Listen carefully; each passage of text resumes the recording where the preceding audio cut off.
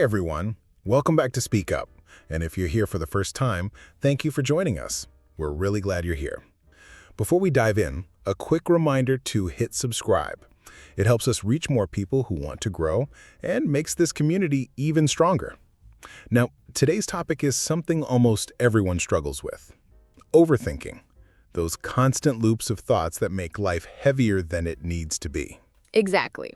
Overthinking affects our choices, our conversations, even our peace of mind. That's why this episode matters. We're going to explore what overthinking really is, how it shows up in daily life, and most importantly, how to loosen its hold so you can feel lighter and more present. And the best part is, we'll break it down into 5 clear steps. Each one will help you see overthinking in a new way and give you something practical to take with you. So, if you've ever felt stuck in your head, this is for you. So, let's get started. Together, we'll walk through these moments and open up some space to breathe, to connect, and to move past the noise of overthinking. You know, when I think about overthinking, it often starts in the smallest moments. Like, you want to say something simple, maybe just reply to a question or share an idea, but suddenly your brain takes off in 100 different directions. What if I say the wrong thing? What if it doesn't sound right? What if people judge me? And before you know it, the moment is gone. You've said nothing, or you stumbled through words that don't even sound like you. It feels like being trapped in your own head, almost watching life happen from behind a glass wall. And the more you try to push the thoughts away, the louder they seem to get. It's exhausting, isn't it? Yes, it really is. And I think what makes it so hard is that it doesn't always look dramatic on the outside. To other people, you might just seem quiet or maybe thoughtful, but inside, it's this constant storm. Thoughts piling on top of each other, running faster than you can even keep track of them. Your body feels it too. The tightness in your chest, the restless energy in your hands, the way your shoulders stiffen without you realizing. It's like carrying an invisible weight that no one else can see. And that's why so many of us nod when we hear the word overthinking, because we've lived it even if we've never said it out loud. Yeah, and what you just said about the body, that really hits me. Because sometimes I'll catch myself clenching my jaw or holding my breath, and I realize it's not even the situation stressing me out, it's my own thoughts about it. Overthinking doesn't just live in the mind, it leaks into everything. It steals the calm from your breath, the ease from your voice, even the joy from moments that should feel simple. And what's strange is, you know you're doing it, you know you're spiraling, but it feels impossible to stop, like you're trapped in a loop that keeps replaying itself no matter how badly you want to step out. Exactly. And that loop can feel so lonely because it's happening silently. People around you might think everything's fine, but inside you're battling with what ifs and should haves that just won't let go. It's almost like your brain is trying to protect you by preparing for every outcome, but instead it overwhelms you. I've noticed that when I get caught in that spiral, even the smallest decision, like what to say next or whether to try something new, can feel huge, almost impossible. And that gap between what's happening outside and what's spinning inside creates this sense of distance, like you're not fully part of your own life at that moment. Yes, that's such a powerful way to put it. And I think what's important right now, before we even talk about solutions, is just naming it, meeting overthinking face to face, saying, this is what it feels like, this is how it shows up. Because the truth is, so many of us think we're alone in this, when really it's something almost everyone wrestles with at some point. When we pause and recognize that storm, the racing thoughts, the tight chest, the hesitation, it's like shining a light into a dark room. You see it for what it is, not as a personal weakness, but as a very human experience. And maybe that's where a little bit of compassion comes in. Just noticing, okay, this is overthinking. This is my mind trying to do too much. Instead of fighting it or judging ourselves for it, we can start by simply acknowledging it. Almost like taking a breath and saying, I see you. Because the moment you recognize it, even gently, something shifts. The storm is still there, but now you're not completely lost inside it. You're standing at the edge looking in. And that first step of awareness, as small as it seems, is where change begins. You know, when I really think about it, overthinking doesn't just take up space in our heads, it steals from us. It steals time, for one. I've lost hours replaying the same conversation, wondering if I said the wrong thing, instead of just moving on with my day. And it steals peace, too, because even in quiet moments, that inner noise won't let you rest. What could have been a calm evening or a joyful moment with someone you care about gets swallowed by this endless mental chatter. It's like life keeps moving forward, but you're stuck pressing rewind again and again. Yes, exactly. And I think one of the saddest costs is how it steals spontaneity, those little bursts of joy that happen when you just act without overthinking, like laughing freely or saying yes to something new or sharing a thought before you can second guess it. Overthinking puts this invisible pause button on everything. Instead of stepping into the moment, you get trapped weighing every option, every possibility. It's like carrying a backpack full of heavy stones. Each thought is another weight, pressing down on moments that should feel light and effortless. And the more you carry, the heavier it gets. Yeah, that image of carrying stones, that's powerful, because that's exactly what it feels like. You go into a conversation or a decision already weighed down, and even simple things feel hard. I've noticed how overthinking can take something as small as sending a message and stretch it into this huge, stressful task. You rewrite, you erase, you hesitate, and by the end, it doesn't even feel natural anymore. And while you're doing all that, the actual moment you were worried about has already passed. You've lost the chance to just be there. And what's even more heartbreaking is how it steals presence. You might be sitting with friends or walking outside on a beautiful day, but your mind is somewhere else entirely, tangled up in what-ifs. The sunlight, the laughter, the fresh air, all of it is happening around you, but you're not really inside it. Overthinking pulls you away from life as it's happening. And that gap between the world in front of you and the storm inside your head, that's where so much of our energy drains away. Yes, and I think that's the hidden cost most of us don't even realize, how much life we miss. Overthinking doesn't always announce itself loudly, but when you look back, you see the little things it took. The jokes you didn't tell, the opportunities you let slip, the moments you weren't fully there for. It's like time you can't get back. And that realization, that sense of loss, it can feel heavy. But maybe it's also the push we need to start loosening its grip so we don't keep giving away those moments. Yes, and what you're saying makes me think the weight of overthinking doesn't just drain us, it also teaches us what we value. We feel that heaviness because those moments, that peace, that presence, they matter to us. And maybe by noticing what it steals, we can begin to see what we want to reclaim. The freedom to be in the present, the lightness of just being ourselves, the courage to live without rehearsing every step. That's the gift waiting on the other side of this weight. But first, we have to see clearly how much it costs us. You know, something I've noticed is that overthinking doesn't just happen randomly. It almost always follows patterns. For me, one of the biggest ones is replaying the past. I'll lie in bed at night, going over something I said earlier in the day, analyzing every word like it's on repeat. Did I sound awkward? Did I say too much? Did I not say enough? And it's strange because no matter how many times I go through it, nothing changes. The moment is already gone, but my mind keeps circling back, as if replaying it could somehow rewrite it. It's like watching the same scene in a movie over and over, wishing the ending would be different. Yes, I can relate to that. For me, the loop often jumps into the future. It's that constant, what if this happens? What if that goes wrong? My mind creates scenarios that haven't even happened yet, almost like I'm trying to prepare for every possible outcome. And instead of feeling prepared, I just feel drained. It's like standing at the edge of a road and imagining every single way I could trip before I even take the first step. And when you live like that, it's hard to actually move forward because you're stuck rehearsing things that may never even happen. Yeah, and then there's the perfection loop. I fall into that one a lot.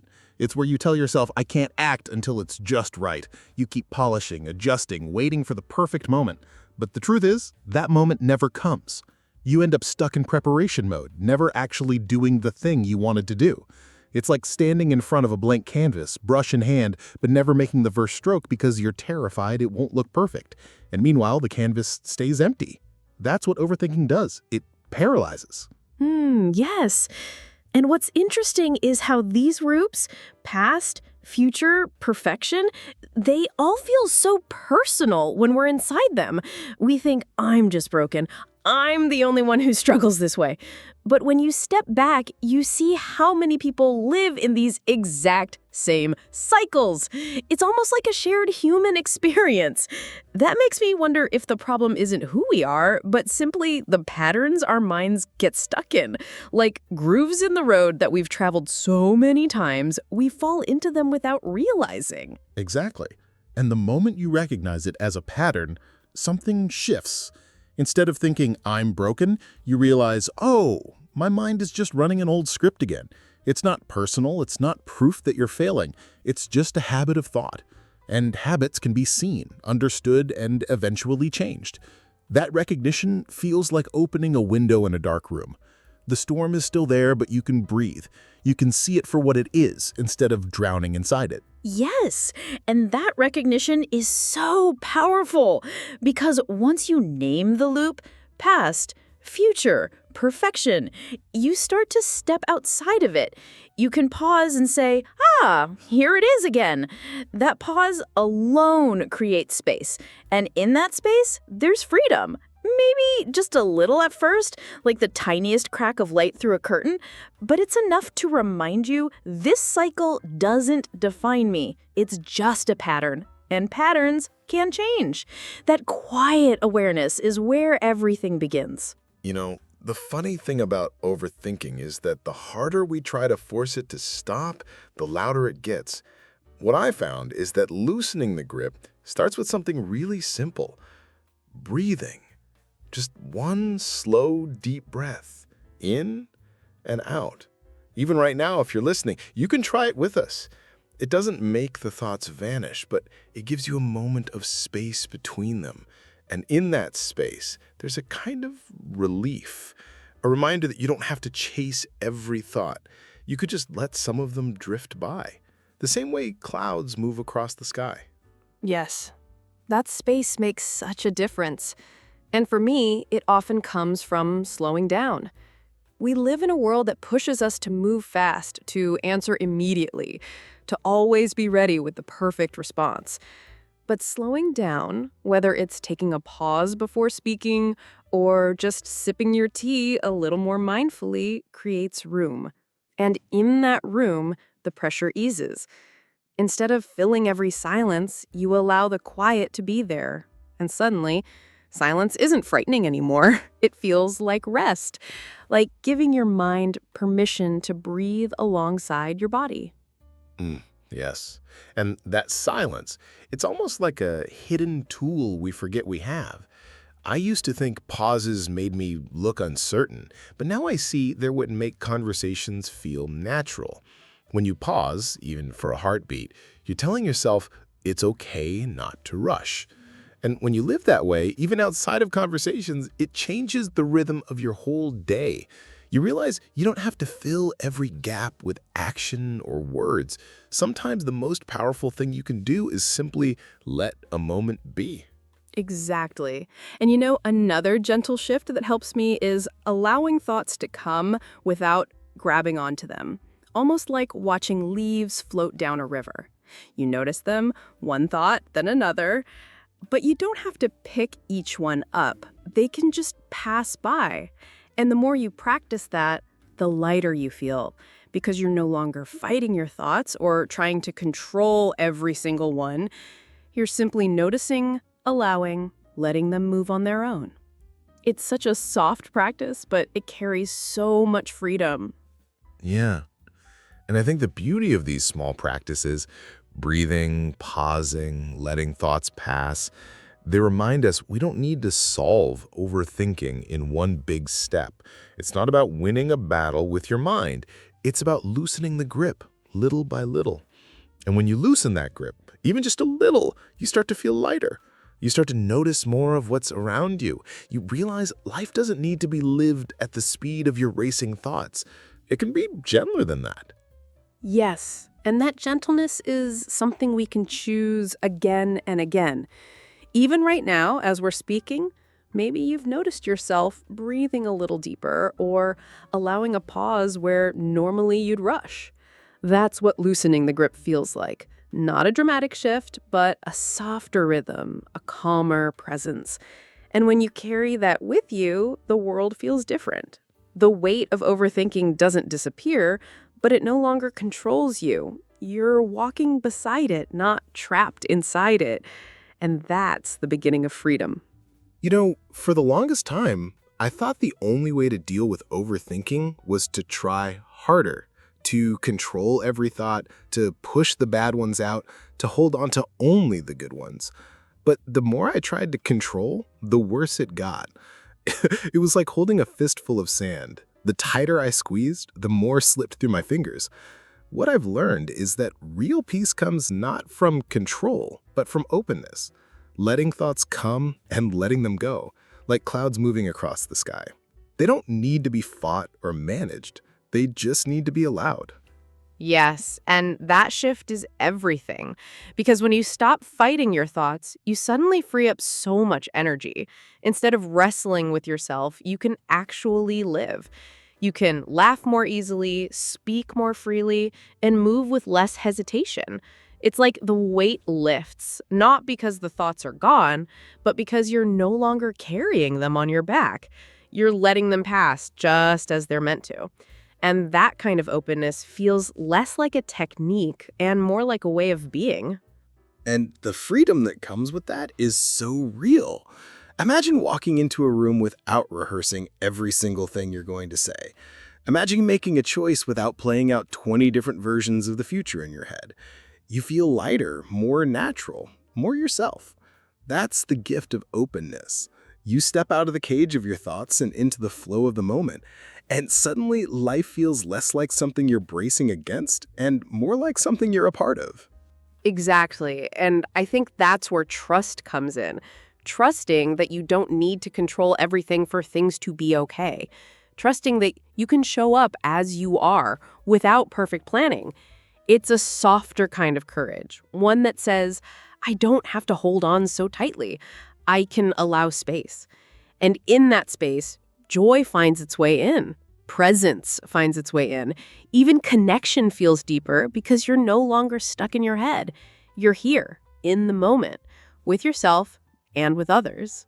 Yeah, and maybe the most beautiful part of openness is how it makes room for surprise. When you're not trying to control every detail, life can unfold in ways you didn't plan. And that's often where the most meaningful moments come from. It's not about being careless, it's about being open. Open to imperfection, open to change, open to being fully human. And when you live that way, the heavy weight of overthinking doesn't disappear, but it no longer defines you. You're finally breathing again. Yes. And as we sit here now, I'd invite you, just for a moment, to picture what life could feel like without that heavy grip of overthinking. To imagine moving through your day with a little more openness, a little more lightness. Thoughts still coming, but passing like clouds, never staying too long. That's the space we're talking about, the space where freedom lives. And maybe that's enough for now, just holding that picture in your heart, breathing it in, and letting it stay with you. Before we close today, I just want to say thank you, truly, for spending this time with us. We know your time is precious, and it means a lot that you chose to share part of your day here. If there's one thing to take away, it's this. Notice when overthinking tries to steal your moments, and gently remind yourself that your time is valuable. Every breath, every pause, every bit of presence matters. Yes, thank you so much for being with us. We hope this conversation gave you something meaningful to carry into your own life. Remember, time is one of the most precious things we have, and how you use it shapes how you feel. So treat your time with care and give yourself permission to be present, even in the smallest moments. We can't wait to share more with you next time.